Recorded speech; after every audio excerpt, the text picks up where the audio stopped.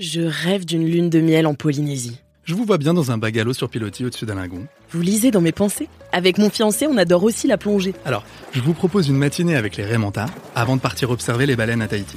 Ne me réveillez surtout pas. Je vous réserve aussi un cours particulier avec des chefs locaux pour confectionner un repas ensemble. Mais j'ai trop hâte. On va devoir avancer le mariage. Vous vous occupez vraiment de tout?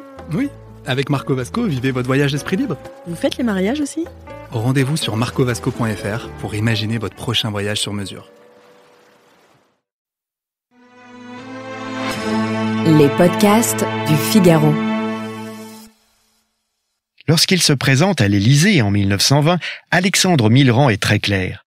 Il ne veut pas se limiter à un rôle de représentation.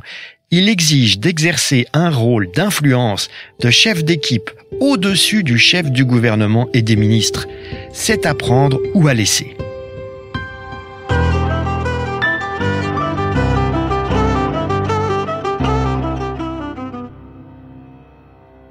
Qu'à cela ne tienne, les députés et les sénateurs de la droite et du centre l'élisent président de la République. Ils lui font même un triomphe. Millerand obtient 685 voix sur 780 suffrages exprimés. Bon, tout va bien. J'ai reçu mandat pour exercer la fonction de chef de l'État dans l'esprit que j'ai exposé, pense Millerand. Alors, quelle politique met-il en œuvre à l'Élysée entre 1920 et 1924 ? D'abord, le président soutient les réformes sociales de la Chambre Bleu Horizon.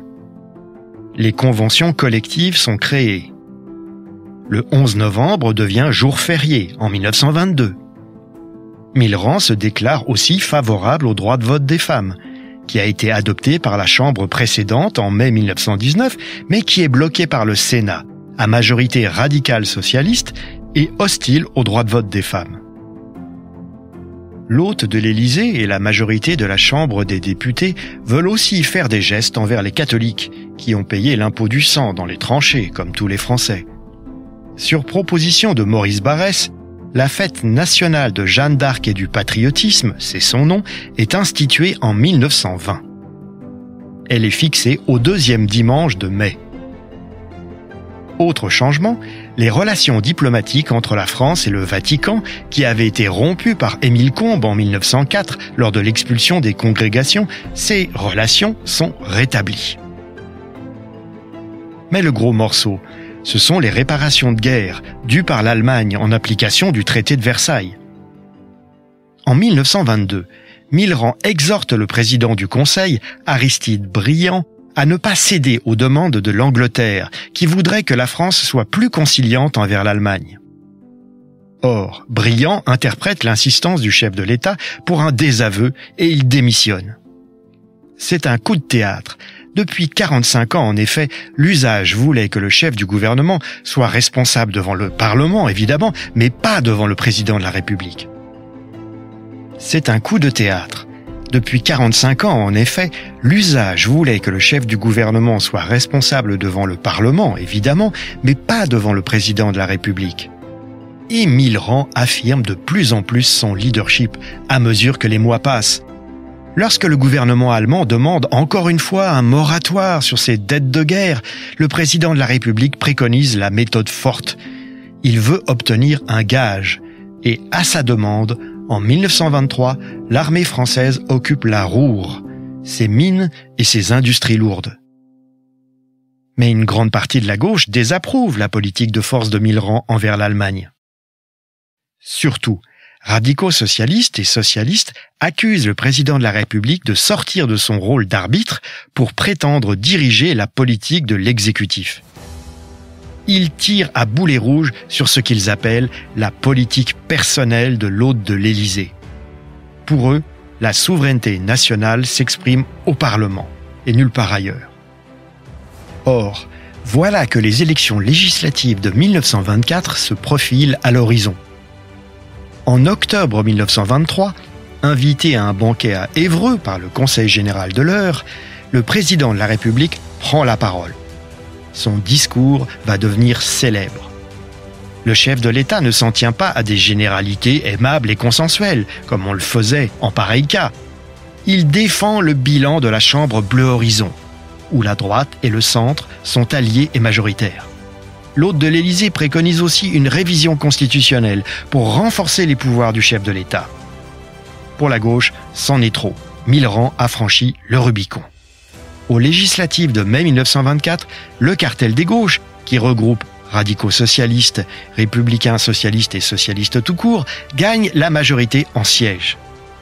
Son chef, le radical socialiste Édouard Herriot, décline l'offre du chef de l'État de former un gouvernement. Deux autres ténors de la nouvelle majorité l'imitent, tour à tour. La gauche fait bloc et réclame la démission du président de la République. C'est la crise institutionnelle. Le 10 juin 1924, le chef de l'État adresse un message à la Chambre. De dangereux conseillers s'efforcent, dans un intérêt de parti, d'obtenir que la nouvelle législature débute par un acte révolutionnaire, alerte Millerand. Mais, devant le refus réitéré du cartel des gauches d'entrer en rapport avec le président du Conseil qu'il désignerait, l'hôte de l'Élysée se résigne à démissionner. Nous sommes le 11 juin 1924. Millerand laisse éclater son amertume. Des réunions extra-parlementaires ont déclaré que le président de la République, ne plaisant pas à la majorité de la Chambre nouvelle, devait se retirer immédiatement, sans attendre le terme légal de son mandat, s'indigne Millerand. Et il ajoute, en démissionnant, « Je ne cède qu'après avoir épuisé tous les moyens légaux en mon pouvoir. » La chute de Millerand, c'est l'échec d'une tentative pour renforcer le pouvoir du président dans l'entre-deux-guerres. À l'époque, un officier de 34 ans a suivi cette crise politique avec beaucoup d'attention. Il s'appelle Charles de Gaulle. Plus tard, lorsqu'il élaborera la constitution de la Ve République avec Michel Debré, les deux hommes penseront à Millerand. Et ils feront tout pour faire du président de la République la véritable clé de voûte des institutions.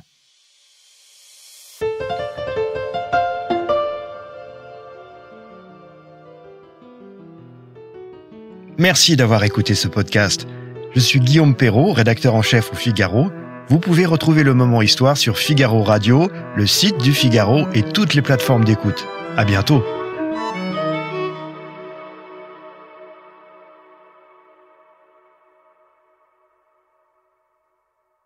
Je rêve d'une lune de miel en Polynésie. Je vous vois bien dans un bungalow sur pilotis au-dessus d'un lagon. Vous lisez dans mes pensées ? Avec mon fiancé, on adore aussi la plongée. Alors, je vous propose une matinée avec les Raymanta avant de partir observer les baleines à Tahiti. Oh, ne me réveillez surtout pas. Je vous réserve aussi un cours particulier avec des chefs locaux pour confectionner un repas ensemble. J'ai trop hâte. On va devoir avancer le mariage. Vous vous occupez vraiment de tout ? Oui, avec Marco Vasco, vivez votre voyage d'esprit libre. Vous faites les mariages aussi ? Rendez-vous sur marcovasco.fr pour imaginer votre prochain voyage sur mesure.